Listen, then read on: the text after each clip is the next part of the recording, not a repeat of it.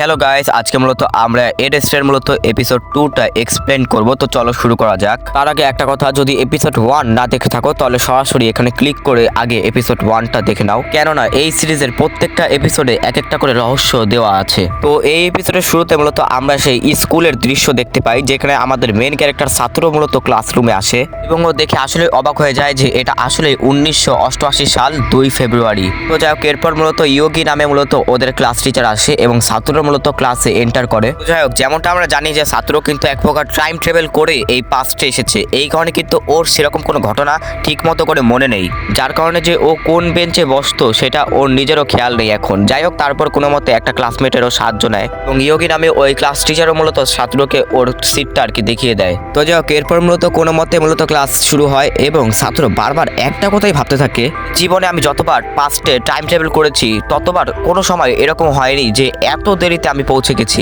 Highest গেলে আমি 5 minute সময় পেতাম অতীতে যাওয়ার জন্য, কিন্তু এখন তো একেবারে আমার ছোটবেলায় ক্লাস 5-এর সময় আমি চলে আসলাম। তো এরপর ছাত্রর মূলত ওর বাড়ির কথা এবং ওর মায়ের কথা মনে পড়ে, এই জন্য ও মূলত স্কুল থেকে বেরিয়ে যায়।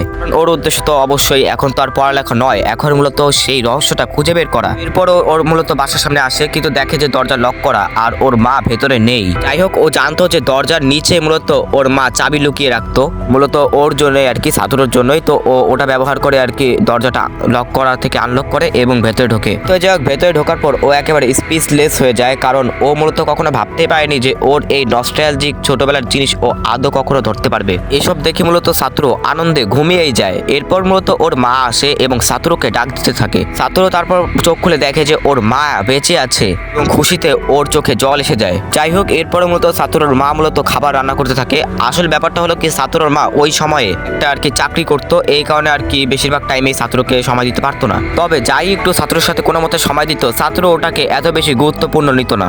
ছাত্র যখন খাবার খায় তখন মূলত ওর একেবারে চোখে আবারও জল এসে যায়। ছাত্র ভাবে যে ভবিষ্যতে হয়তো আমার মা বেঁচে নেই, কিন্তু যাতে তার সাথে আমি ভালো মতো সময় কাটতে পারি এজন্য মনে হয় আমি এত দূর পিছনে এসেছি। তবে এইবার আমি সেই ভুল করব না যেটা আমি আগে করতাম, এবার আমি আমার মার সাথে খুব ভালো সময় কাটাবো। তো এর পরের দিন মূলত আমরা মূলত দেখতে পাই যেখানে ছাত্র আর ওর বন্ধুরা সবাই একসাথে মিলে স্কুলে যাচ্ছিল। তবে ছাত্র কিন্তু এখনো পুরোপুরি রহস্যটা ধরতে পারেনি। তো তখন মূলত ছাত্র খেয়াল করে যে সেই মেয়েটা মানে কায়াকো এরকম নাম সামথিং, তো যে আর কি মূলত খুন হয়ে গেছিল। তো যাই হোক, এরপর মূলত প্রতিনিয়ত ছাত্র মূলত ওই সারা ক্লাসে আর কি কায়াকোর দিকে নজর রাখতে থাকে এবং ও লক্ষ্য করে যে ওর পায়ে মূলত এক প্রকার আঘাতের চিহ্ন এবং হয়তো এটা ওর মাই করেছে। তো যাই হোক, এরপর যখন ক্লাস শেষ হয় তখন ওর বন্ধুরা বলে, আচ্ছা ছাত্র, তুমি কি কায়াকোকে কি ভালোবাসো নাকি বা পছন্দ করো নাকি? আমরা কিন্তু সবাই লক্ষ্য করেছি তুমি কিন্তু সারাটা ক্লাস ওর দিকেই এক দৃষ্টিতে তাকিয়েছিলে। তোর এই কথাটা শুনে একটু লজ্জা পায় এবং বলে, আরে না না, আমি তো জাস্ট খালি এমনি আর কি ওর দিকে তাকিয়েছিলাম। তখন ওর বন্ধুরা বলে, বেটা সবকিছুই বুঝি, যাই হোক এখন তোমাকে একটা কাজ করতে হবে, চিন্তা করো না, আমরাও তোমাকে সাহায্য করব। তুমি মূলত ওর সাথে দেখা করবে এবং একা ওর সাথে কথা বলবে। ছাত্র যদিও এক প্রকার সেরকম ভাবে কোনো ইচ্ছা ছিল না এটা করার, তো তাও সবাই মিলে যেহেতু এত জোরাজুরি করছিল এই জন্য রাজি হয়ে যায়। তো এরপর মূলত ওর বন্ধুরা মূলত ওকে আর মূলত ওই কায়াকো ওই মেয়েটাকে আর কি একসাথে করে। কায়াকো ভাবে যে ওই ছেলেটা আমাকে এত জোর করলো, এই কারণেই আমি আসলাম, না হলে আমার কোনো ইচ্ছা নেই। ছাত্র বলে যে কি যে বলবো কিছুই বুঝতে পারছি না। তখন ভয়ে ভয়ে একটু কোনো মতো সাহস রেখে বলে যে, আচ্ছা কায়াকো, তুমি কি আমার সাথে কি বন্ধুত্ব করবে? তখন কায়াকো বলে যে আমার কোনো প্রয়োজন নেই বা আমার কোনো দরকার নেই এসব করার। তখন কায়াকো বলে, আচ্ছা ঠিক আছে, আমি এখন যাচ্ছি। তখন মূলত এই ছাত্র বলে, আচ্ছা তুমি যে কোনো হ্যাঁ বা না তো বললে না। কায়াকো বলে যে তুমি যে আমার সাথে বন্ধুত্ব করবে, তুমি যদি আমার সাথে বন্ধুত্ব করো তাহলে কি তুমি আমার সেই অত্যাচারীদের কি কোনো ব্যবস্থা করতে পারবে? ছাত্র এরপর বুঝতে পারে যে হ্যাঁ, কায়াকোর মৃত্যুর আগে আমি যতদূর জানতাম যে ও অনেক অত্যাচারিত হতো, কিন্তু কার দ্বারা হতো এটা ছাত্র তখন নিশ্চিত ছিল না, তবে এবার ও একদম শিওর হবে। তো স্কুল ছুটি হওয়ার পর ছাত্রর এক বন্ধু ওকে বলে, আচ্ছা তোমার হ্যান্ড গ্লাভস কোথায়? আমরা যেখানে খেলাধুলা করি সেখানে আবার ফেলে এসেছো নাকি? তখন ছাত্র বলে, আচ্ছা চলো তাহলে আমরা ওই খেলাধুলার স্থানে যাই। তখন ওরা বলে যে না, আমরা তো শীতকালে ওখানে যেতাম না, জানো না। এরপর মূলত কেনিয়া নামে ওর একটা ফ্রেন্ড বলে যে, আচ্ছা ছাত্র, সবকিছু ঠিকঠাক চলছে তো? আমি তখন থেকে লক্ষ্য করছি তুমি অনেক কিছুই ভুলে যাচ্ছ আস্তে আস্তে করে। দেখো, যদি কোনো সমস্যা হয় আমাদেরকে বলো, আমরা বন্ধুরা মিলে সেটা একসাথে একদম সমস্যা সমাধান করার চেষ্টা করব। তখন ছাত্র বলে, আরে না না, আমার মাঝে মধ্যে এরকম হয়, তোমরা মনে হয় ভুলে গেছো, এমনিতে সেরকম কোনো সমস্যা আমার নেই। তখন বলে যে আচ্ছা ঠিক আছে, যদি কোনো সমস্যা না থাকে তাহলে ভালো। যাই হোক, আমি মূলত তোমাকে এই স্কুল ম্যাগাজিনটা দিতে আসলাম। যাই হোক, ছাত্রের হাতে মূলত স্কুল ম্যাগাজিনটা দিয়ে কেনিয়া সেখান থেকে চলে যায়। এরপর বাসায় ছাত্র সেই সেই স্কুল ম্যাগাজিনটা পড়তে থাকে। ম্যাগাজিনের একটা অংশে মূলত সেই কায়কোর মেয়েটির একটা লেখা আমরা দেখতে পাই, মানে এসে দেখতে পাই, যেখানে বলে যে আমি একটা আইল্যান্ডে থাকতে চাই বড় হয়ে, যেখানে কেউ থাকবে না, আমার মাও থাকবে না, এখানে আমি আমার ইচ্ছে মতো থাকবো, সেখানে কেউ আমাকে অত্যাচার করার মতো থাকবে না।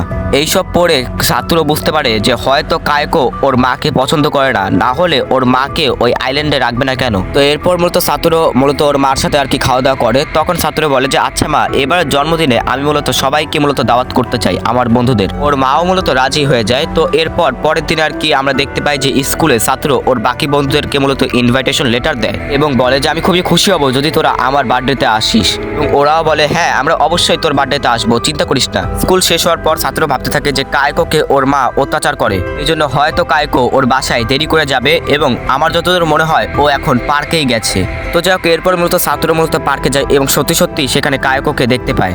তখন ও মূলত কায়কোর সামনে যায় এবং বলে যে হেই কায়কো, এখানে তুমি কি করছো একা একা? তখন কায়কো বলে যে তুমি নিশ্চয়ই ভালো মানুষ হওয়ার জন্য আমার সাথে অ্যাক্টিং করছো। সাতুরো উত্তরে বলে যে হ্যাঁ আমি সত্যি ভালো মানুষ হওয়ার চেষ্টা করছি বা অ্যাক্টিং করছি, কারণ আমি চাই মানুষ যাতে আমাকে ভালোবাসুক এবং আমাকে বোঝার চেষ্টা করুক। যাই হোক, আমি আরেকটা কারণে মূলত এখানে এসেছি তোমার সাথে দেখা করার জন্য। এই যে আমার মূলত সামনে বার্থডে এবং আমি চাই তুমি যাতে আমার বার্থডে পার্টিতে আসো, এজন্য আমি তোমাকে এই ইনভাইটেশন লেটারও দিচ্ছি। এটা দেখে কায়কো খুবই যাকে বলে একেবারে অবাক হয়ে যায় এবং মনে মনে ভাবতে থাকে আজ পর্যন্ত আমাকে এত আপন করে কেউ দেখেনি। তো যাক, এরপর ও লক্ষ্য করে যে সাতুরোর হাতে গ্লাভস নেই এবং ও নিজের হাতের গ্লাভস খুলে সাতুরোর হাতে হাত রাখে। সাতুরো মূলত দেখে খুবই অবাক হয় এবং ভাবতে থাকে যে যে মেয়ে একা একা থাকতো, কারোর সাথে কথা বলতো না, সে আমাকে মনে হয় বিশ্বাস করা শুরু করেছে। তবে এই কথাটাও সত্য যে কায়কো কিন্তু এখনো কোনো কিছু বলেনি যে ও সাতুরোর বার্থডে পার্টিতে আদৌ আসবে নাকি আসবে না। ইনভাইটেশন কার্ডটা নিয়ে ও সেখান থেকে চলে যায়। তখন সাতুরো মনে মনে একটা কথাই ভাবতে থাকে, 18 বছর আগে ঠিক এই সময়ে মূলত কায়কো মূলত হারিয়ে যায় এবং খুন হয়। তবে এবার আমি এখানে ওকে একা দাঁড়িয়ে থাকতে দেইনি, আমিও মূলত এবার এখানে ছিলাম, তা যেই আশা করি সবকিছু ঠিকঠাকই হবে।